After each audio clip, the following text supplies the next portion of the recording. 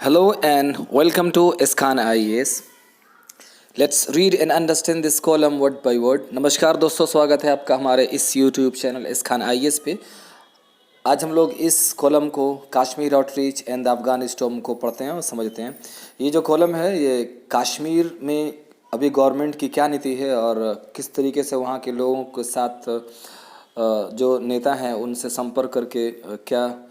नीति लेना चाहती है, क्या पहुंच है उस गवर्नमेंट की, और अफ़गान में जो डेवलपमेंट होने वाला है कि यूएसए की जो ट्रूप्स है वहाँ से विड्रॉल होगी, उससे संबंधित ये कॉलम है। हम लोग इसको पढ़ते हैं। देखिए, चलिए सबसे पहला पैराग्राफ है।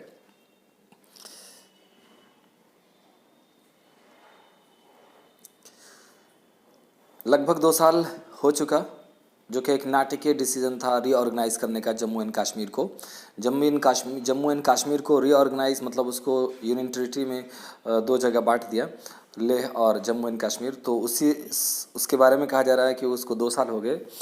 और अब जो है गवर्नमेंट ऐसा मालूम पड़ती है कि वो फिर से सोच रही है कुछ अपने उद्देश्य को, जो कि उस समय घोषणा की गई थी तब प्राइम मिनिस्टर नरेंद्र मोदी के द्वारा। ये अब जो है वो इंगेज करना चाहती है, मतलब अपने आप को इंगेज करना चाहती है। पहले के जो राज्य के जो पूर्व लीडरशिप है उनसे डिस्कस करके कि पॉलिटिकल प्रोसेस क्या होगा कश्मीर में। मिस्टर मोदी और होम मिनिस्टर अमित शाह ने बोला था कि ये जो 3 स्पेसिफिक उद्देश्य हैं 370 आर्टिकल को अमेंड करने के पीछे, वो जो कि 5 अगस्त 2019 को हुआ। एक तो पहला कि टेररिज्म और वायलेंस को ख़त्म करना जम्मू एंड कश्मीर में, और साथ ही साथ के फ्लडिंग मतलब बिल्कुल बाढ़ ला देना डेवलपमेंट का, ऐसे इनिशिएटिव लाए जाएंगे। और गवर्नमेंट के कंट्री के हर पार्ट से इन्वेस्टमेंट आएगी। रिक्लेमिंग दोज पार्ट्स, और ख़ास करके ये भी एक उद्देश्य था उसमें कि वो जो पार्ट्स हैं जो पाकिस्तान ने ऑक्यूपाई कर रखा है, कब्ज़ा कर रखा है, जिसको POK बोलते हैं, वो या अक्साई चीन जो चाइना के अभी कब्ज़े में है, उसको वापस लिया जाएगा। मतलब इस 370 को आर्टिकल को हटाने की वजह से आगे जो डेवलपमेंट आएगा वो ऐसा गवर्नमेंट का ये उद्देश्य था। And ending the rule of political dynasties, और दूसरी बात ये कि जो कश्मीर में एक पॉलिटिकल डायनेस्टी लगातार चली आ रही है, उनका रिजीम चलता आ रहा है, उनका शासन चलता आ रहा है, उसको ख़त्म किया जाएगा। जिसकी वजह से अभी जो कश्मीर जो स्टेट है उसकी डेवलपमेंट रुकी रहती है। जो नया कश्मीर बनाने के फेवर में जो पॉलिटी है एबव ऑल, जो वहाँ जिस तरीके से वहाँ पे पॉलिटी डेवलपमेंट होती है या हो रही है, गवर्नमेंट ने अंडरलाइन किया कि उस चीज़ को सुनिश्चित किया, अंडरलाइन किया और बिल्कुल केंद्रित करके दिखाया कि external affair minister S Jaishankar जो हैं उन्होंने बहुत सारी विज़िट की सारे देशों के अंदर, इस बारीकी को बताने के लिए कि क्या वजह है डिसीज़न लेने का इसके पीछे। और ये बताया सबको डिसीज़न के बारे में कि was purely an internal one, कि ये बिल्कुल एक इंटरनल अप्रोच है, ये एक अपना अंदरूनी मामला है जिससे बाहर के किसी भी देश से कोई मतलब नहीं है, और इसकी वजह से भारत का रिश्ता किसी से ख़राब नहीं हो सकता। अब देखो जो ऑब्जेक्टिव्स है और रियलिटी क्या है, इससे रिलेटेड ये पैराग्राफ है। जबकि 2 साल में नॉट बी लॉन्ग इनफ, ये काफ़ी नहीं हो सकते हैं कि जज किया जा सके जो इरादा था उसमें कितना कामयाब हुई है गवर्नमेंट, उसको जज करने के लिए 2 साल काफ़ी नहीं है। खास करके इस बात को देखते हुए कि नोवल कोरोना पैंडमिक यानी महामारी जो आई है उसके असर की वजह से it is certainly fair to say, ये कहना बिल्कुल उचित होगा कि गवर्नमेंट जो है असफल रही है किसी भी तरह का डेवलपमेंट लाने में, with most of those objectives जो उसके उद्देश्य थे उसको प्राप्त करने में बिल्कुल असफल रही है।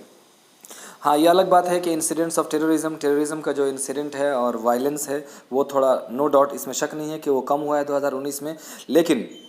ये जो कम हुआ है, वजह क्या है उसके कम होने की? वजह ये नहीं है कि इसकी वजह से कम हुआ है, बल्कि वजह ये है कि वहाँ के जो लोग हैं उनकी आज़ादी छिनी, मासिव प्रिवेशन हुआ है लोगों का और सिक्योरिटी के नाम पे, और ज़्यादा 5,000 लोग गिरफ्तार किए गए। लॉन्गेस्ट इंटरनेट शटडाउन रहा पूरी डेमोक्रेसी के इतिहास में, जो कि 213 दिन हुए, मतलब है कि किसी भी डेमोक्रेसी में ऐसा नहीं रहा।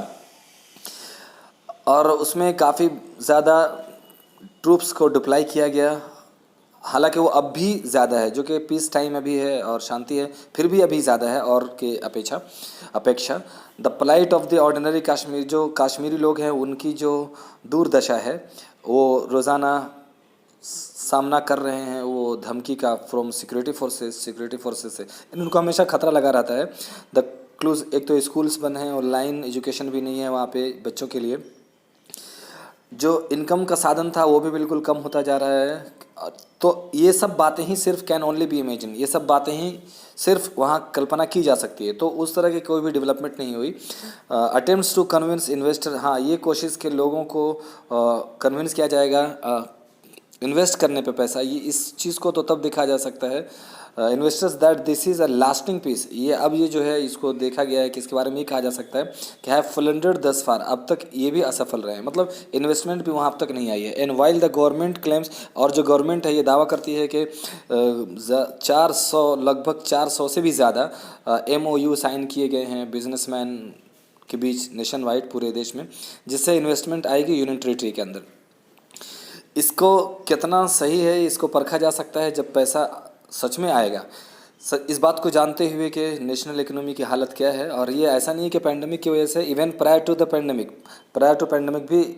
इसकी बुरी हालत थी। अभी बॉर्डर सिचुएशन क्या है, इससे रिलेटेड ये पैराग्राफ है कि अभी जो मिस्टर शाह यानी अमित शाह ने दावा किया कि पार्लियामेंट के अंदर कि उनकी गवर्नमेंट चाह रही है कि वो जान की बलि देगी, कुर्बानी देगी इस बात को सुनिश्चित करने के लिए कि POK वापस आए, अक्साई चीन वापस आए, एपियर्स। और ये जो दावा है ये बिल्कुल दावा बहुत ही ज़्यादा कठिन कथन लगता है क्योंकि अभी चाइनीज़ का aggression line of actual control पे LAC पे काफ़ी बढ़ा हुआ है। अप्रैल 2020 से ही चाइनीज़ एक्शंस बढ़े हुए हैं, और अब तक जो मिलिट्री और डिप्लोमेटिक लेवल पे जो बात हुई हैं वो भी असफल रही हैं। क्या चीज़ में बात हुई है, वो रीस्टोरेशंस को, स्टेटस को, यानी जो सूरत हाल थी, जैसा कि जितनी ज़मीन भारत के कब्ज़े में थी वो उतनी ही रहे, इसको रीस्टोर करने के लिए जितनी भी बातें हुई डिप्लोमेटिक और मिलिट्री लेवल पे वो सारी की सारी असफल रहीं।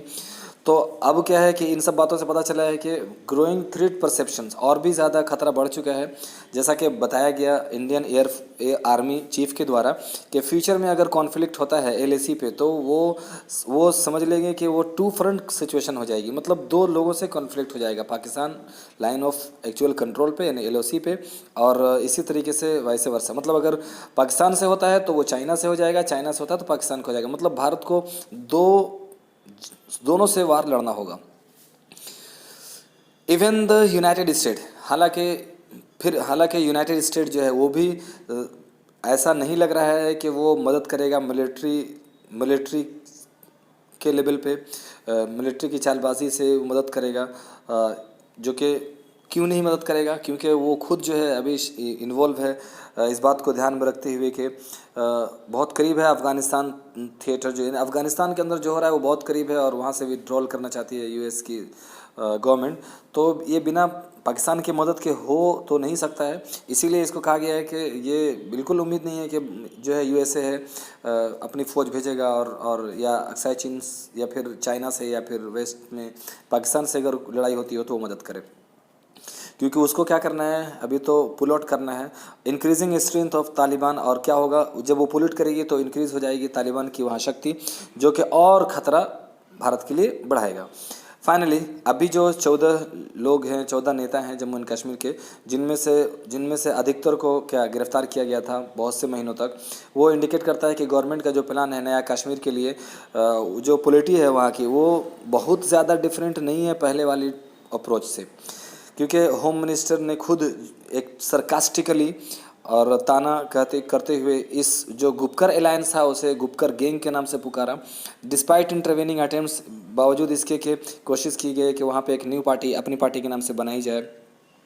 मुख्य पार्टी से जो मेन पार्टी है उससे हट करके क्या साइड लाइन करते हुए सारे कंस्टिट्यूशन को और डिस्ट्रिक्ट डेवलपमेंट काउंसिल को प्रमोट किया जाए as the new Kashmiri leadership. जो काश्मीरी लीडरशिप है मीटिंग के दौरान फॉरेन डिप्लोमेट्स के साथ, अब हार्डली एन इंटरनल इशू। अब ये कहा जा रहा है कि ये जो मुद्दा है जिसको भारत हमेशा कहता है कि कश्मीर वाला जो मुद्दा है वो इंटरनल इशू है, उससे रिलेटेड है कि ये मुश्किल है। ऐसा बिल्कुल नहीं है कि इंटरनल इशू है। कैसे गवर्नमेंट्स ने बार बार जो रिपीट किया है कि 5 अगस्त का जो डिसीजन था वो इंटरनल वन है, ये भी एक तरह से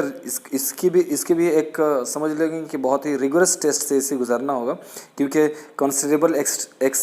exertion by the ministry of external affair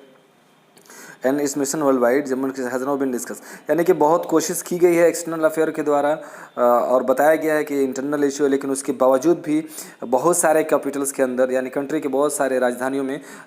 इस कश्मीर का इशू डिस्कस किया गया। पार्लियामेंट यूएसए जैसे कि यूएस के अंदर,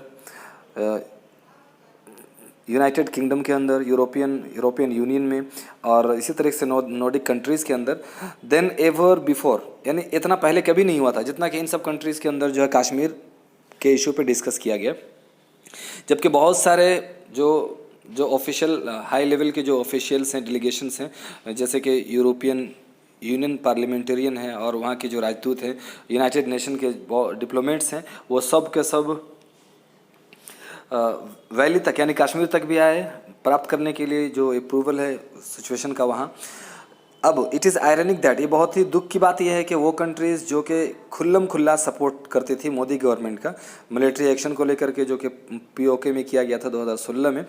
उरी अटैक के बाद, और बालाकोट स्ट्राइक जो किया गया इंडियन एयरफोर्स के द्वारा पाकिस्तान में पुलवामा अटैक के बाद 2019 में, वो सब भी जो कि बहुत सपोर्ट कर रही थी, वो सब भी क्या हुई, chosen to be so critical, वो भी एक तरह से बुराई करती हुई दिखी पॉलिटिकल स्टेप्स का और इस तरह के इंटरनल मूव का। साथ साथ जम्मू एंड कश्मीर का जो डिस्प्यूट है ये भी इसको डिस्कस किया गया, कम से कम 3 बार तो डिस्कस कर ही लिया गया यूएन सिक्योरिटी काउंसिल के अंदर, जो कि कभी नहीं हुआ था 1971 से। अभी डायलॉग विद पाकिस्तान क्या है, क्या बातचीत है, उससे रिलेटेड ये पैराग्राफ है। What is more galling is the notion, सबसे खतरे की बात तो ये है, ये सोचना है कि डिसीजन कि ये बातचीत करना, ये फैसला इंगेज करना कि जो प्रीवियस लीडरशिप है, जो वहाँ के प्रीवियस पहले के जो नेता हैं उनसे डिस्कस करके रीस्टार्ट करना पॉलिटिकल प्रोसेस को, और फिर से वही 5 अगस्त से पहले जो मामला था उसे रिवर्सल करना, यानी फिर से वही चीज़ स्टोर करना जो कि डाउनग्रेड किया गया है स्टेट को यूनियन टेरिटरी में, comes not from domestic consideration alone. ये सिर्फ ऐसा नहीं है कि कश्मीर के लोग ही ऐसा चाहते हैं। In the past few months, मतलब पहले के कुछ महीनों में, it has been made clear that, यानी ये बिल्कुल स्पष्ट रूप से ये कहा गया है कि बैक चैनल डायलॉग जो है, जो एकदम पीछे से बात की जाती है, मतलब जो मीडिया के सामने या फिर मतलब खिड़की से जो डायलॉग होती है इंडिया और पाकिस्तान की जो बात होती है, मतलब जो सामने में मीडिया के सामने नहीं होती, उस तरह को बैक चैनल डायलॉग कहा जाता है। वो discussing assurance on Jammu and Kashmir, ये जम्मू एंड कश्मीर पे डिस्कस करके वुड एनेबल, अब कि इस तरह से ये जो किया गया है मामला, उससे क्या करेगा, ये जो है आपसी बायलैटरल दो तरफा जो डायलॉग है इसको अच्छा करेगा, रिश्ता मजबूत होगा। पाकिस्तान टू हैज़, अब पाकिस्तान भी क्या है, क्लाइम डाउन, वो अब बिल्कुल नीचे उतर चुका है considerably from its previous demands, जो कि पहले डिमांड था उसका कि वहाँ प्लेबिसाइड किया जाए, प्लेबिसाइड मतलब वहाँ के लोगों से पूछा जाए कि आप क्या चाहते हो, या फिर यूएन रेजोल्यूशन का, ये 2 चीज़ों पर पहले पाकिस्तान अड़ा हुआ था। तभी इंडिया से बात होगी कि या तो प्लेबिसाइड करके वहाँ के लोगों से पूछा जाए या उसके लिए खास यूएन का रेजोल्यूशन आए। तो इस मामले में जो प्राइम मिनिस्टर इमरान खान का जो अभी रिसेंट में स्टेटमेंट आया है, उससे ये पता चलता है कि वो चाह रहे हैं बात करना उस रिवर्सल पे, अगर कुछ भी थोड़ा सा भी रिवर्स होती है गवर्नमेंट तो, जो कि 5 अगस्त में स्टेप लिए गए थे, 5 अगस्त को जो स्टेप लिए गए थे। मतलब पहले ये पाकिस्तान डिमांड कर रहे थे कि आप बिल्कुल 370 को फिर से रिस्टोर करो, एकदम वही स्टेटस को लाओ, तभी हम बात करेंगे। अब जो है जो प्रधानमंत्री हैं इमरान खान पाकिस्तान के, उनका मानना है कि, और उनका कहना है कि अगर कुछ भी थोड़ा सा बैक आता है भारत तो हम उससे बात कर सकते हैं, मतलब रिवर्स थोड़ा सा भी लेता है तो। या फिर मोदी गवर्नमेंट प्रोफर्स, ये एक रोड मैप बनाती है जम्मू एंड कश्मीर को लेकर के। इवन पाकिस्तान का जो इंसिस्टेंस है, जोर है, वो रीस्टोरेशन ऑफ आर्टिकल 370 यानी 370 को रीस्टोर करने का, ये थोड़ा सा जो कमा की है फ्रॉम द डेज, उसी समय से कमा है व्हेन इट मतलब वाज टर्न अराउंड, उससे क्या है बदल चुका है थोड़ा, यानी जैसा कि उस दिन था जब इस आर्टिकल की वैलिडिटी को समाप्त किया गया था, यानी 370 को हटाया गया था। Both the down turn in Pakistan backed violence, अभी जो थोड़ा सा डाउन टर्न आया है, पाकिस्तान जो क्या करती है, वायलेंस करती है जम्मू एंड कश्मीर में, उसमें जो कमी आई है, या फिर थोड़ा सा वो रेट्रिक यानी जो बयानबाजी है, जो बयानबाजी करती है वो, उसमें जो कमी आई है, सॉफ्टनिंग हुई है, वो उसमें क्या है कि वो फ्लेक्सिबिलिटी इस वजह से वो असल में आई है इंटरनल प्रेशर की वजह से, या फिर कहा जा सके कि जो अभी पाकिस्तान बना हुआ है उसी लिस्ट ब्लॉक लिस्टिंग के खतरे पे, जो कि फाइनेंशियल एक्शन टास्क फोर्स के द्वारा किया जा सकता है। आप फाइनेंशियल टास्क फोर्स के बारे में आप गूगल करके आप पढ़ो, ये इसका क्या काम है और क्या वर्क है, कैसे किसको ये ब्लैक लिस्ट करती है। सच कंप्रोमाइजेस, इस तरह के जो समझौते हैं बाय हॉकिस एस्टेब्लिशमेंट से, हॉकिस एस्टेब्लिशमेंट मतलब वो जो जिनकी बुनियादी लड़ाई पर है, यानी दिल्ली और इस्लामाबाद इन दोनों का जो बंटवारा था ये लड़ाई पर ही था, तो उसको हॉकिस एस्टेब्लिशमेंट का है, मतलब एक लड़ाई वाला जो इस्टेब्लिशमेंट है। ये do not come from an internal rethink, ये जो अभी आया कंप्रोमाइज़ की बात चल रही है दोनों में, ये ऐसा नहीं है कि ये इंटरनल आपस में ये लोगों ने सोच करके और ये सोच समझ करके खुद से ये डिसाइड किया, ऐसा नहीं है। It would be seem obvious, ये साफ से पता, साफ जाहिर तौर पर से ये पता चलता है कि एक्सटर्नल प्रेशर पड़ा है, जैसे कि यूएसए से, जो कि अभी वो इच्छुक है कि वो अफगानिस्तान से पुल आउट करेगा, अपनी फ़ौज को निकालेगा, नेगोशिएशन करेगा तालिबान के साथ, समझौता करेगा, एज वेल एज जो ये नजज़ हैं सऊदी अरबिया के, कतर के और यूनाइटेड अरब इमारात के। तो इस तरह की बातों की वजह से खास करके एक और बात समझ में आई है कि यूएई के जो इन्वॉय हैं उन्होंने मीडिएशन की बात कही, have been at work as well, तो इसने भी थोड़ा काम किया है। यानी ये कंप्रोमाइज़ होने में इन सब चीज़ों का हाथ है, यानी एब्सोल्युटली एक्सटर्नल प्रॉम्प्टिंग है, यानी एक्सटर्नल बाहरी लोगों ने थोड़ा सा प्रेशराइज किया है, तो ये रिश्ता थोड़ा सा क्या हो रहा है दोनों के बीच में नॉर्मलाइज होने जाने वाला है, हो सकता है कि हो जाए। चलिए, the recent disclosure by the Qatari specials envoy that Indian officials, अभी जो रिसेंट में ही इन्होंने क्या बताया कि इंडियन ऑफिशियल्स जो है वो इंगेज हुई है तालिबान लीडरशिप में दोहा के अंदर, ये भी एक तरह का इसी मैट्रिक्स का पार्ट है, यानी ये बाहर के लोगों के प्रेशर से ही ऐसा हुआ है कि अब जो है भारत खुद तालिबान से बात करने के लिए दोहा में चला गया, और वहाँ पे मतलब ये कि उससे समझौता कि जो आज तक इससे पहले तक नहीं हुआ था। हमेशा जो है ये जो तालिबान की जो अप्रोच है उसको चाहे आइडियलिज्म को लेकर ही भारत हमेशा रिजेक्ट करता हुआ आया है कि हम तालिबान से कभी बात ही नहीं कर सकते, क्योंकि वो बिल्कुल उसकी लेजिटिमेसी है ही नहीं, वो इलिजिटिमेट है बिल्कुल, वो उसके बुनियाद आतंकवाद पे है, हम उससे बात नहीं कर सकते, ये ऐसी सोच भारत की है। लेकिन अभी जो थोड़ा सा परिवर्तन है कि भारत दिखा एक मतलब टेबल शेयर करता हुआ तालिबान के साथ, ये सिर्फ ये भी क्या है उसी मैट्रिक्स का पार्ट है। The government's decision to shut down, अभी जो गवर्नमेंट का डिसीजन है कि वो क्या है अफगानिस्तान के अंदर अपनी कौंसुलेट को बंद करेगी, 2 कौंसुलेट को जलालाबाद और हेरात के अंदर, ये भी जो कि पहले इसके बारे में कहा गया था कि ये टेम्परेरी मूव है और ये नोवल कोरोना वायरस महामारी की वजह से है, ऐसा नहीं है कि इसकी वजह से है, बल्कि इस क्लियरली लिंक्ड, इसका लिंक्ड किया जाता है कि वो सेफ्टी कंसर्न की वजह से ऐसा भारत ने किया है। क्यों? क्योंकि यूएसए वहाँ से पुल आउट करने वाला है। अब जाहिर सी बात है तालिबान का पूरी अफगान गवर्नमेंट पर प्रेशर होगा, और हो सकता है कि ज़्यादातर क्या तो अब तो बहुत ज़्यादा अफगानिस्तान में पूरी सरकारी तालिबान की हो जाएगी, तो भारत का नुकसान होगा। तो इस सेफ्टी कंसर्न की वजह से उसको भारत ने वहाँ से ऑपरेशन को भी कैंसिल किया है। अब यूएस का क्या फैक्टर है देखते हैं, लास्ट पैराग्राफ है। In the broader political context, अगर ब्रॉडर जियो पॉलिटिकल कंटेक्स्ट को देखा जाए कि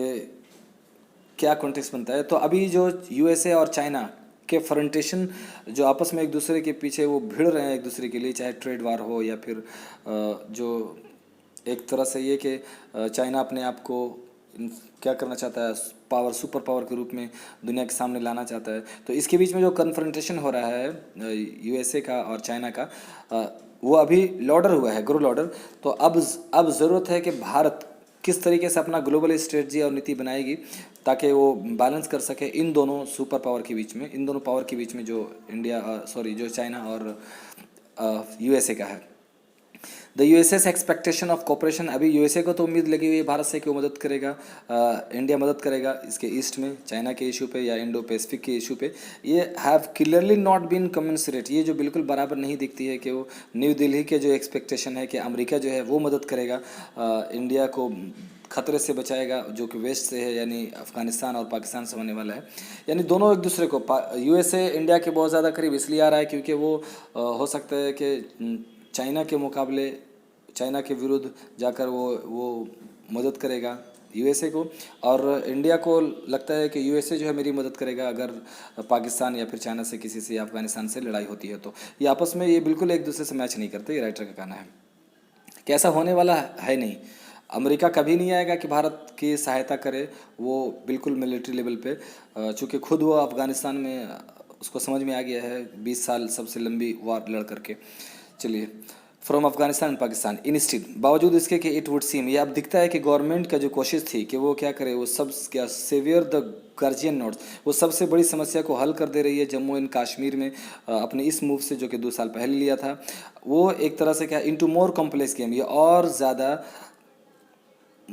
ज़्यादा कठिन खेल हो चुका है, चूँकि उसमें रीजनल प्रभाव अब आ चुके हैं, वेयर इंडिया का जो सिक्योरिटी है, भारत की जो सिक्योरिटी है इंटरेस्ट, वो अब कहीं ज़्यादा बढ़कर है। मतलब ये कि अब खतरा और भी ज़्यादा बढ़ गया है, क्योंकि पहले